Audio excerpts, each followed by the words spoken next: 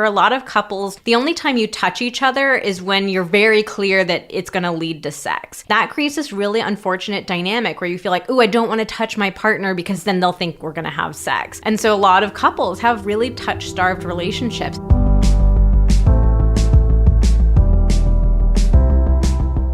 Hello and welcome to the Pillow Talks podcast. We're your hosts, Vanessa and Xander Marin. I'm a sex therapist with over 20 years of experience. And I'm just a regular dude. We share the ups and downs in our relationship while giving you step-by-step techniques for improving yours. Make sure you subscribe for your weekly double date full of totally doable sex tips, practical relationship advice, hilarious and honest stories of what really goes on behind closed bedroom doors, and so much more. It's the sex education you wish you'd had. All right, well, this is take 2 of us starting to record this episode. We got like 2 minutes into it, and I was like, babe, I'm just not feeling the vibe yet. I need you to dance for me.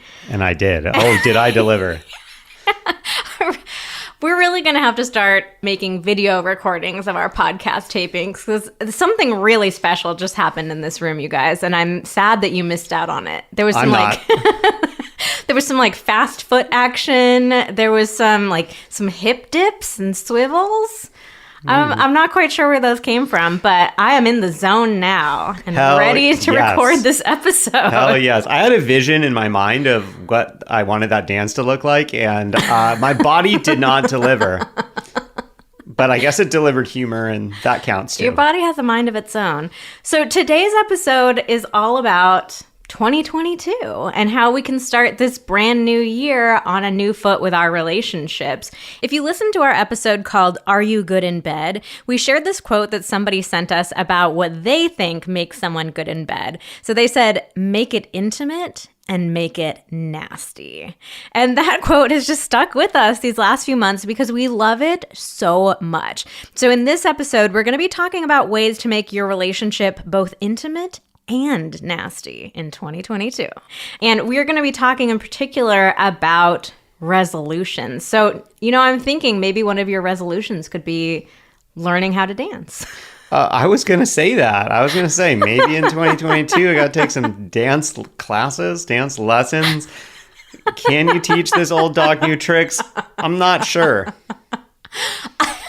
I'm torn on whether or not I would actually want that because I really enjoy your current dance moves. I kind of enjoy them too. They're very frenzied. They're never to the beat of anything. Well, to be fair, there was no beat playing just now. Next time you want me to dance, you got to put on a song at least. Throw me a bone here. Literally was just like, babe, I'm not in the mood. Can you dance for me? Yeah, that's jumped right up and did it. You're really just setting someone up for failure if you ask them to dance for you with no song playing, no music. At least do a little beatbox. I'm just sitting here in front of the mic. He just jumped up and danced for me. That's love, babe. I have some people pleaser tendencies. I'm not going to, I'm just being honest. Maybe another thing to work on in 2022. Yeah, stop dancing for Vanessa when she asked me to. No, please don't. I really enjoy it. So let's talk about resolutions because we must hear this word thousands of times at the very end of December and the beginning of January. How do you feel about resolutions?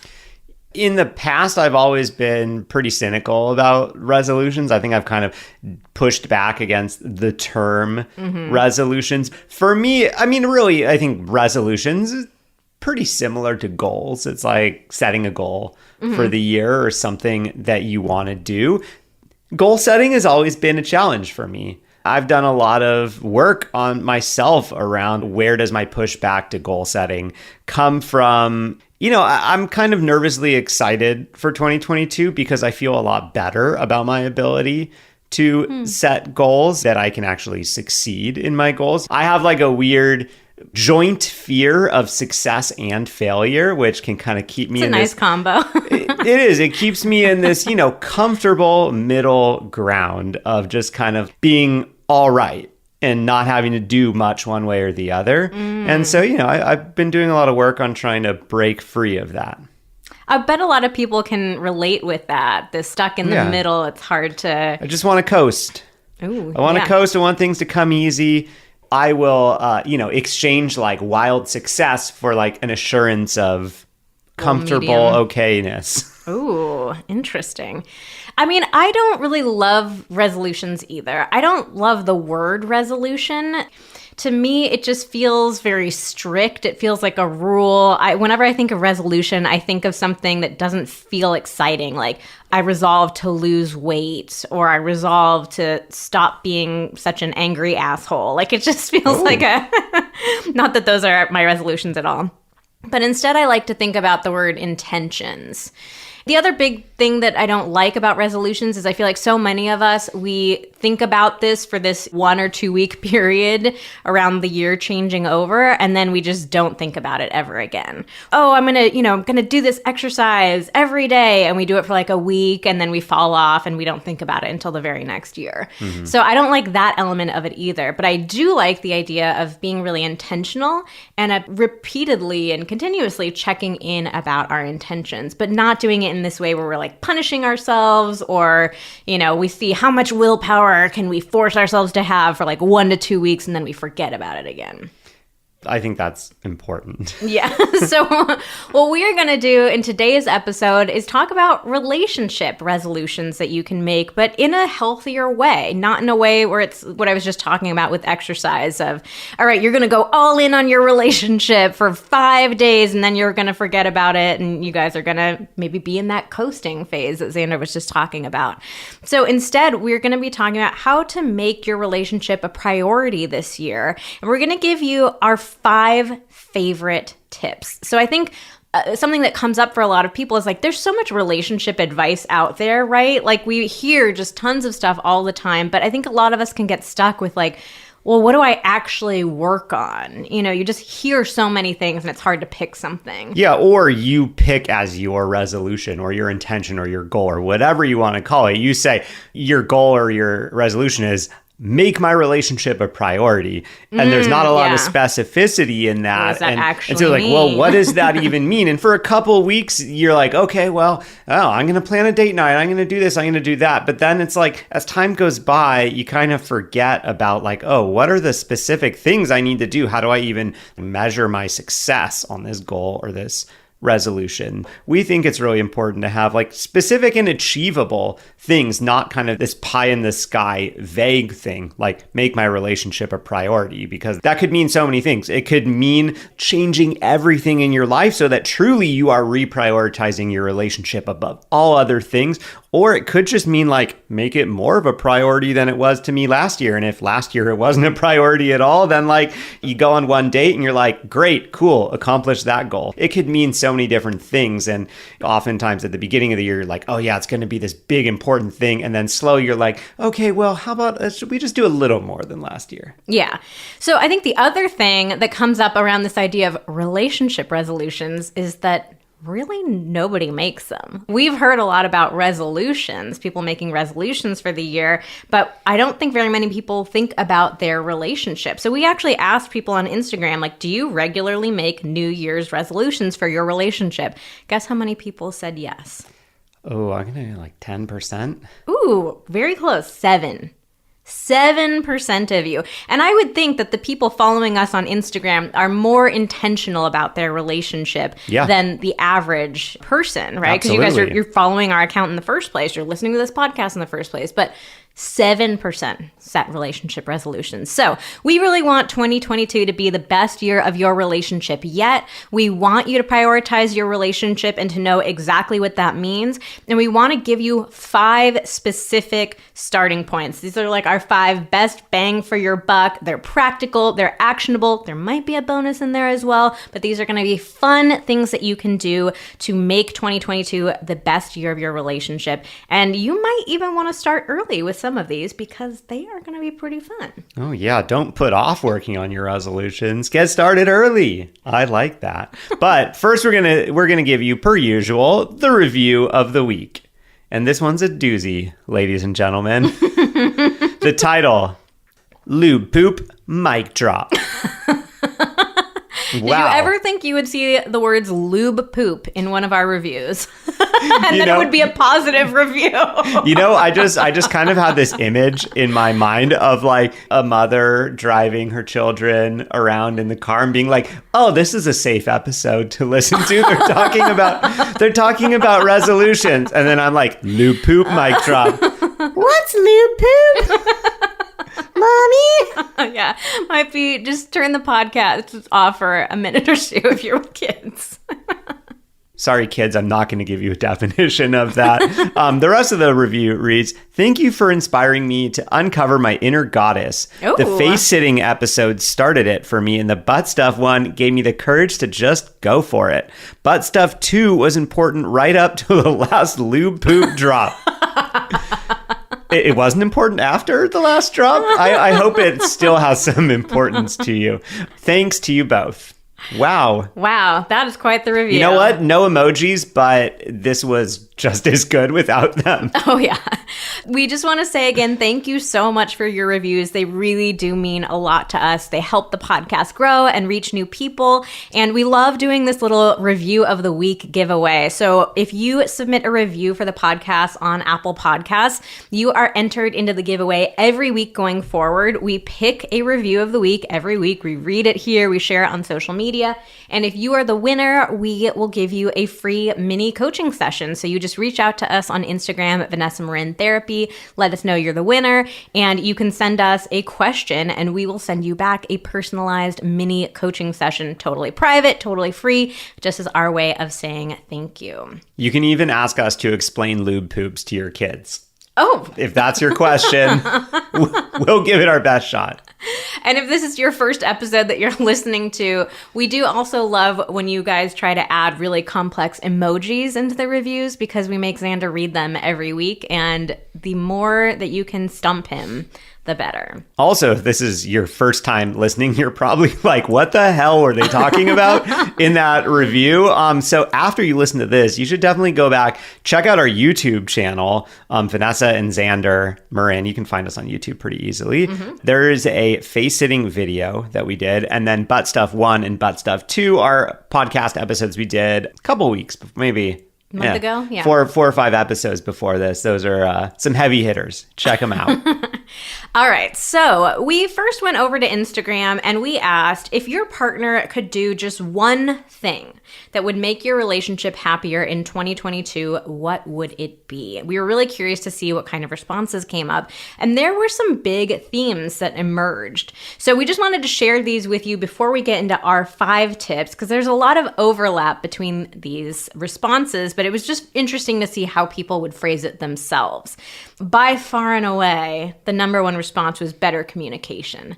So we're definitely planning some communication-themed episodes for you guys, because we know this is a big topic. Oh, yeah. We got so many requests, so many questions and requests about communication. Yeah, so that if there's a special topic about communication that you're interested in, like how do we listen to each other better? How do we resolve conflicts better? Like, let us know on Instagram at Vanessa Marin Therapy. Yeah, definitely the more specific, the better. I mean, a lot of people just ask, like, how do we get better at communicating? Communication is such a big topic. We could put together like a year-long course on how to communicate. So, yeah.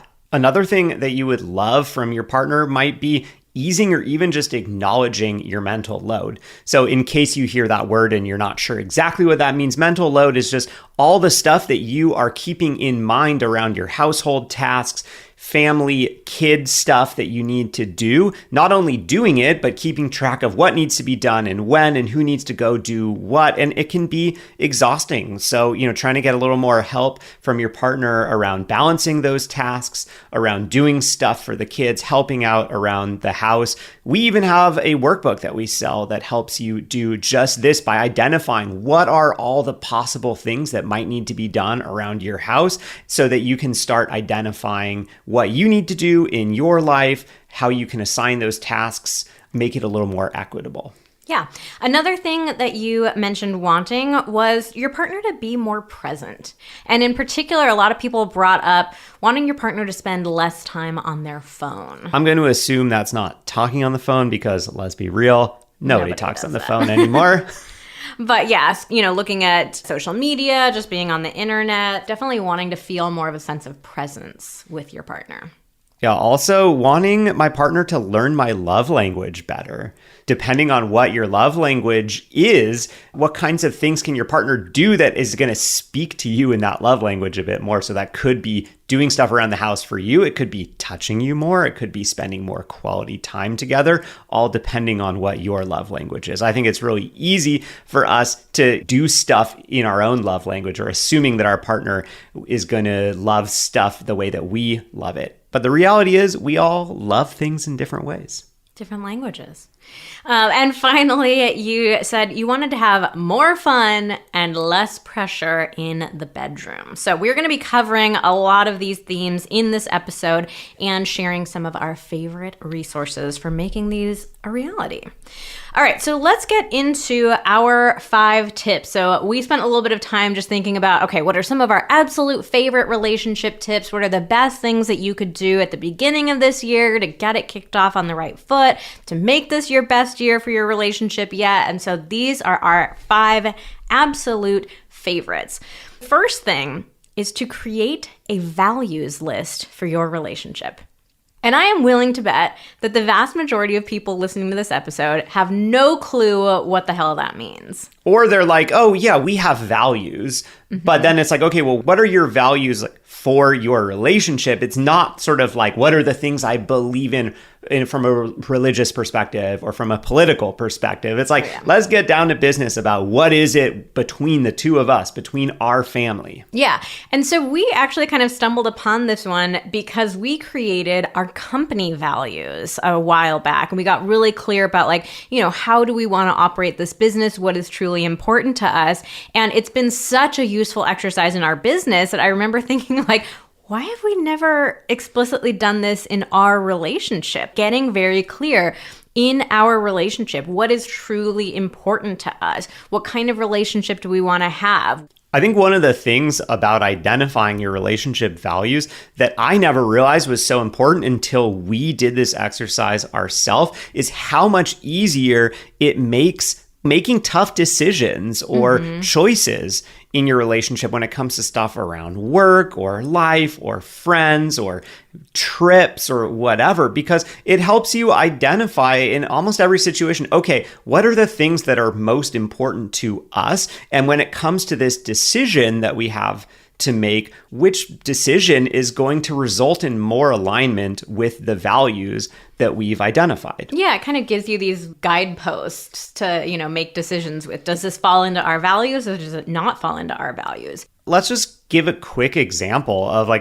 how this might help you make decisions or make tough choices once you have these values identified. So let's just say your friends invite you on a really lavish vacation. It looks really fun, but you're starting to worry this is going to be pretty expensive. Do we have the time? Do we have the money? Is this a good decision? If you don't have your values identified, you might just go back and forth on that. It could be really fun, but it's going to be really expensive. Oh my God, we don't know what to do. Let's say that you have your values identified. One couple might have fun and spontaneity as 2 of their important values. And in that case, they might be like, you know what? It's really important for us to have fun and be spontaneous. Let's just do it.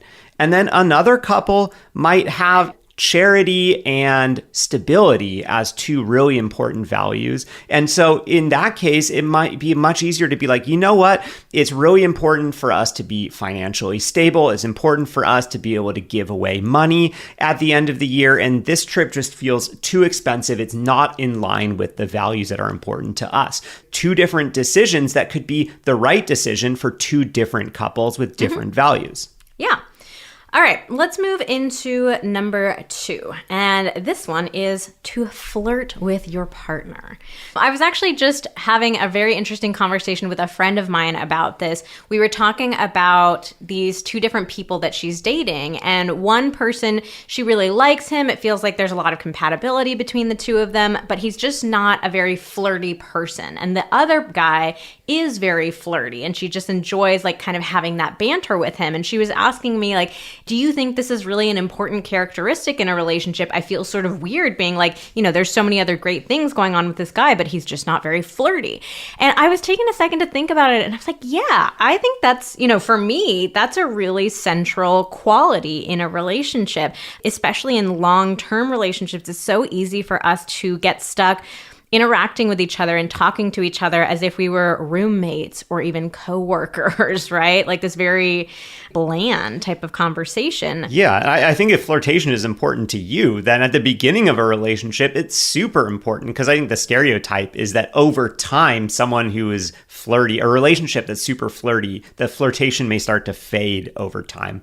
I don't think you often hear about relationships that start out really formal and non-flirty that all of a sudden turn into this huge flirtation, unless you're listening to our podcast, because we're about to give you some tips on how to do it. From formal to flirty. The From formal to flirty. Podcast.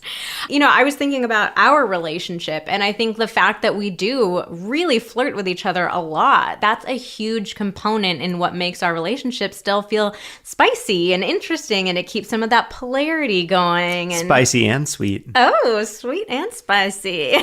So one of the issues that comes up when people hear the word flirting is it just makes them feel very self-conscious. It feels like, oh, but I don't have any good moves. I don't know. I just picture thinking of yourself back in your dating days at the bar, and you see someone attractive and you're like, oh my God, like how do I go up and start? It just feels overwhelming, even with your partner of 10 or 20 years. Yeah, I think people conflate flirting and like picking someone up at the bar or something. Like, these are two very different things. And also, I think, we tend to think of flirting as being very serious, but between you and I, like, flirting, it's very goofy. Sometimes it can be kind of sexy and seductive, but a lot of the time it's just like, it's so dumb. I would not want anybody else to see or overhear it. Yeah, people, it is not about being smooth. It's just about being silly. Yeah. Here, let's give you some specific examples. Making jokes with each other, kind of teasing each other, making innuendos. Like Xander and I make a lot of very dumb Michael Scott like sexual,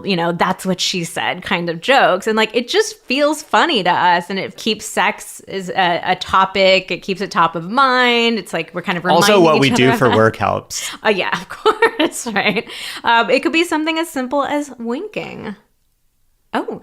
Oh yeah, you like that? We're winking at each other right now. We're doing like making fun of Vanessa's mom, who has a sort of a broken wink. A very obvious slow wink. It could be sending sweet or sexy text messages. I mean, it really could be something as simple as like, I want you, or you look good today, or counting down the seconds till I see you. Compliments, another huge one. I think very overlooked. People are like, oh, well, complimenting and flirting are two different things. No way. Just like give compliments. It feels so good to get a compliment, even if it's small. I'm trying to think, unless like you have some random love language where you're like, I hate compliments. But does anybody hate compliments? I think some people struggle to receive compliments, but I don't think that's the same thing as hating them. Yeah. Yeah. And finally, you could get a little physical with your flirting. So this is something that we talk about a lot on Instagram, that for a lot of couples, the only time you touch each other is when you're very clear that it's going to lead to sex. And that creates this really unfortunate dynamic where you feel like, ooh, I don't want to touch my partner because then they'll think we're going to have sex. And so a lot of couples have really touch-starved relationships, and it keeps all that fun, flirty energy out of the relationship. So we really encourage you to break that connection between touch has to lead to sex and instead have more touch with each other throughout the day. A little pat on the butt as you pass your partner by. It could be something sweet like holding hands when you're sitting on the couch together watching TV. It could be a quick kiss for no reason at all. Or, I mean, come on, just like not a quick kiss. A real ass kiss. A real ass kiss? Real ass kiss for no reason.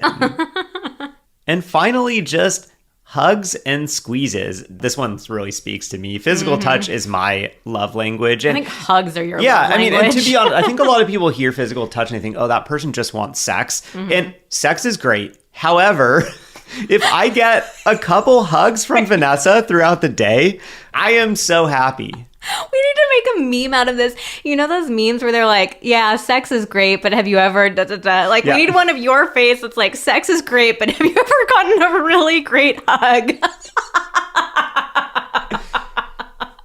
And then on the back of the shirt, it just says it's my face, and it's just a butthole. the many faces of Xander. Oh my God. More merch ideas. Great. You know what I'm just thinking though?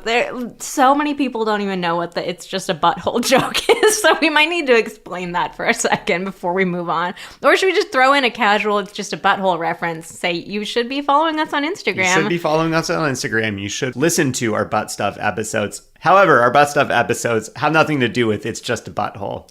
To find the "it's just a butthole" story, you need to look at our highlights on Instagram. It's, I think, in funny too. You got to go deep. Or it's in body stuff. You know, you got to go deep. I don't feel bad about the fact that it might be hard to find. You got to dive in there. It's going to be good for you. That's what she You're gonna said. You're gonna like the way you look. I guarantee it. Oh no. All right. So we're just going to leave that there. Moving on to number 3. Practicing gratitude for your partner and together as a couple. We know you have heard about practicing gratitude before, but it really truly is so powerful. Like, there is actual scientific research showing that when we focus on gratitude, we literally rewire our brains. When you look for things to be grateful for, you will see more and more things to be grateful for. Yes, life is complicated. Relationships can be really challenging, and there is also so much to be grateful for. I will be the first to admit I was super cynical about this back in the day. Like I used to think, it's not about whether I'm grateful for something. Like, things just happen. It doesn't matter whether I'm grateful or not. Like, that's not going to make a huge difference. Particularly in 2020, as the pandemic was happening, I was not living in very much gratitude. I was seeing all these things going wrong. I was seeing all these things that were being taken away from me by the world or by the pandemic or whatever. And I was just kind of cynical and down and depressed. And in 2021, let some gratitude into my life in a big way. We do a lot of things in our relationship and in our business that infuses gratitude on a more than daily basis. It's just a totally different mind state that I'm in as a result of that. I think that's just a huge part of how I've had a really great year. Absolutely. So to make this practical, it can be so powerful to let your partner know on a daily basis that you appreciate them and you see them. Like I just said a minute ago, it's very easy to focus on the ways that your partner irritates you, doesn't live up to your expectations, the frustrations in your relationship. Those things are all valid and understandable. We're not saying just pretend to be happy all the time. Absolutely not. That's a toxic positivity thing. That's a separate episode. Choosing to focus on the things, the little things that you really appreciate. And yes, you're still going to have conversations about things that you need from your partner, how you guys can work on your relationship, but having that foundation of seeing and appreciating each other makes it so much easier to work on the challenging things too. So you can have a little daily ritual that you guys do together where you thank your partner for one thing that maybe saw them do that day or one quality that you saw in them that day. This literally can take 10 seconds, but it can be such a powerful and meaningful experience.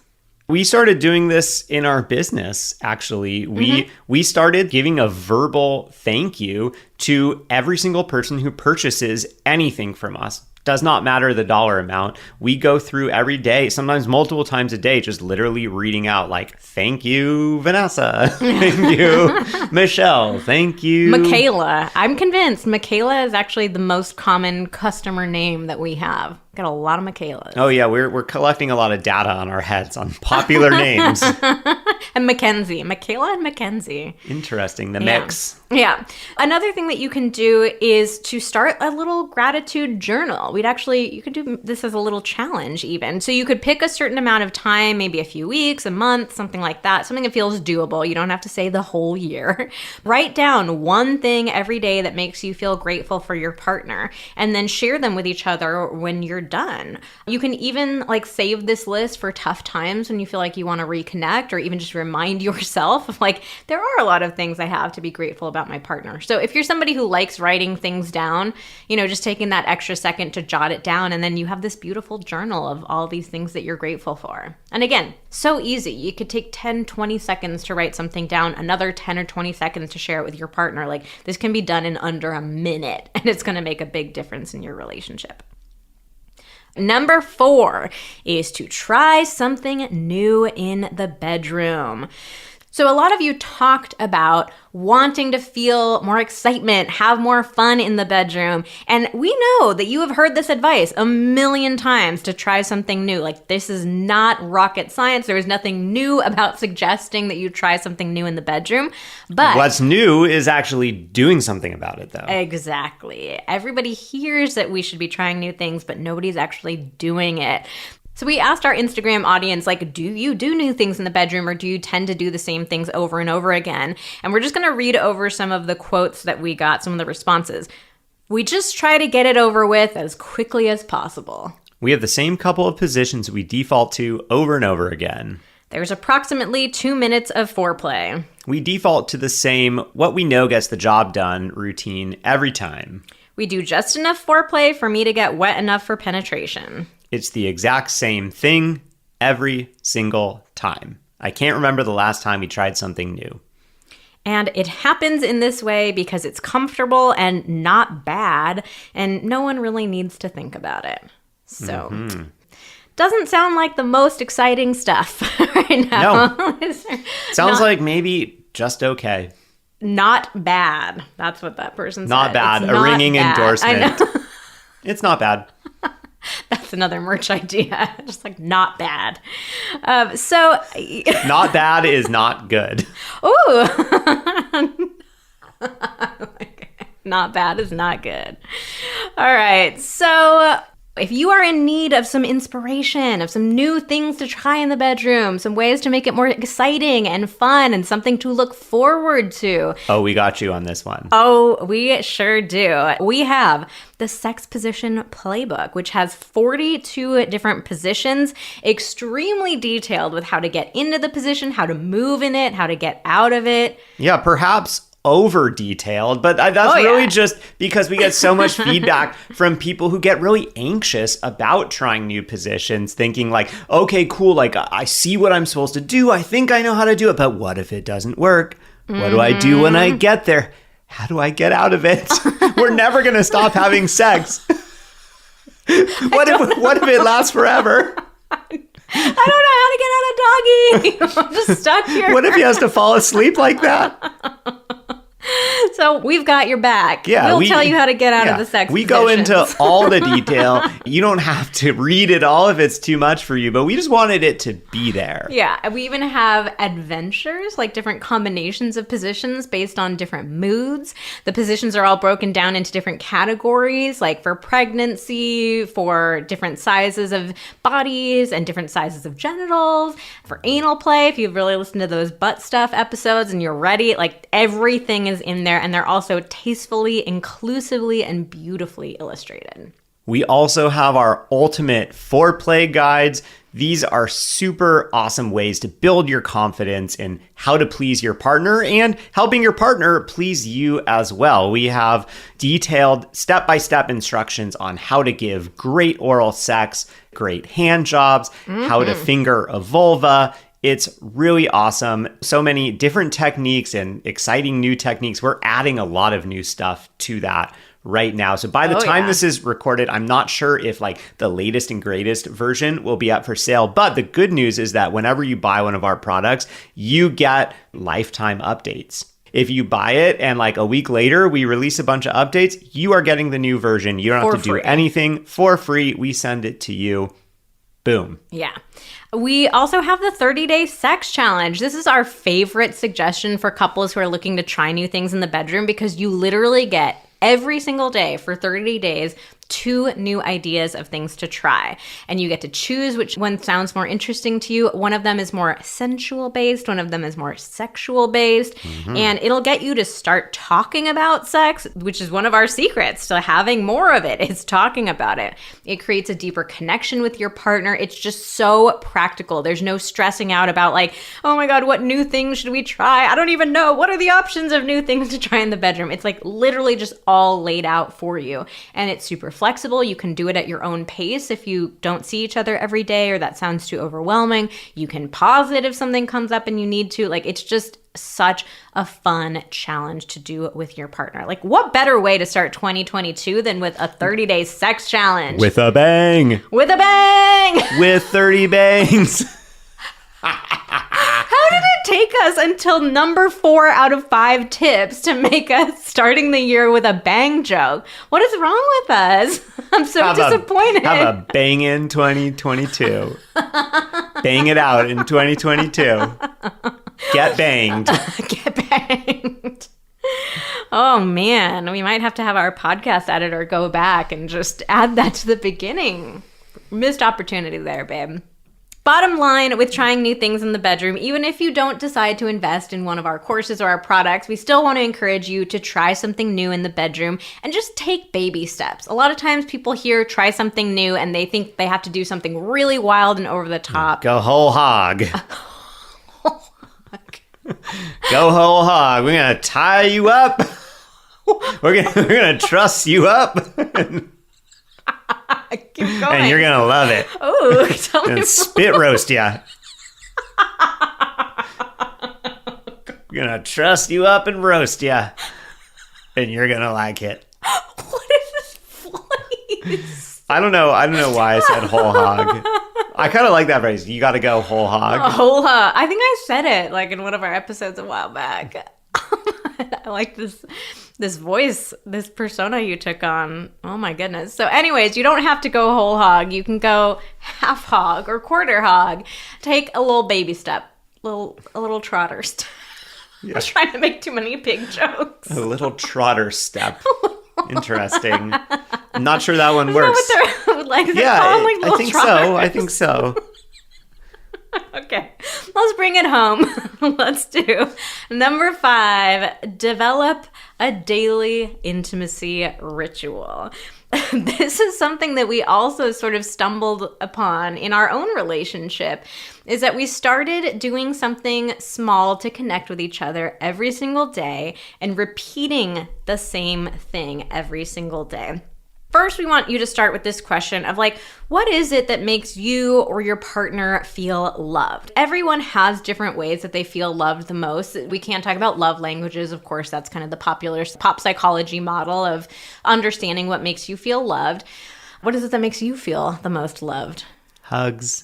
Oh, yeah. Your hugs. We already talked about your hugs. Yeah, unsolicited, unexpected hugs. Oh, yeah. He loves an unexpected hug. Oh, it's so good. I am such a words of affirmation person.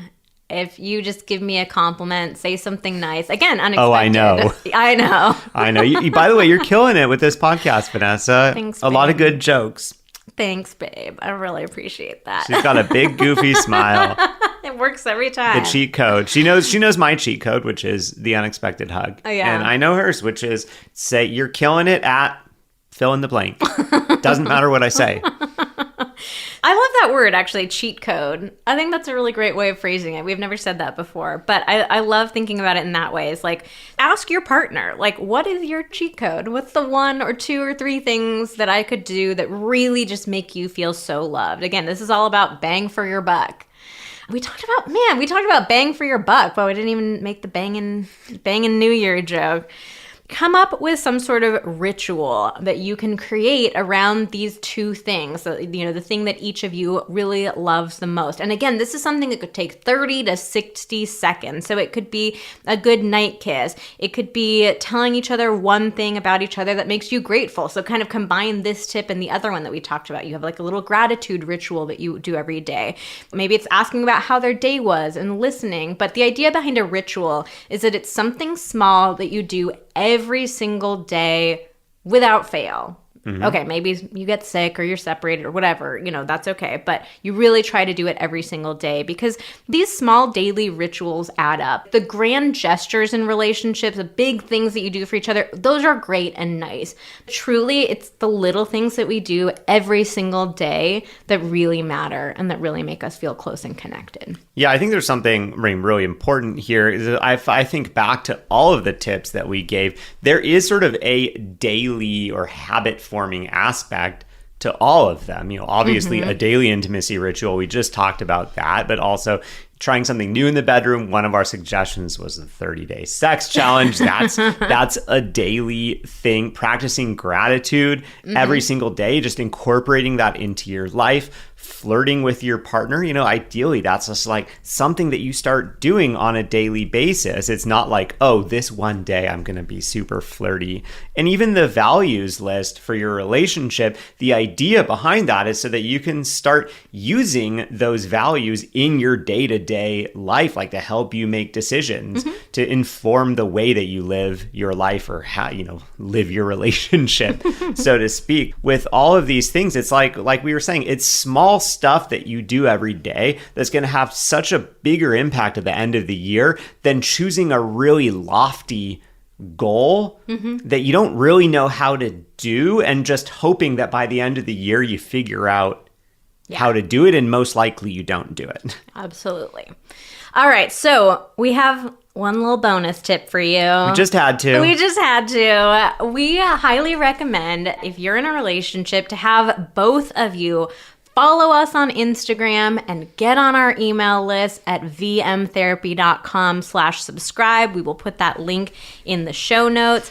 This is not really just to help us out. Obviously, it helps us out. The more of you following us on our email list, but this is not a self-interested tip. This is actually a very useful thing. We get so much positive feedback from people who say that they, did convince their partner to follow us. And why is that, Vanessa? Well, it does kind of go back to this idea of mental load. Like typically in a relationship, it's one partner who's more invested in trying to improve the relationship and think of new tips and books that we can read and let's go to therapy and all that kind of stuff. And we just think it's so much more useful if both partners are engaged in that process.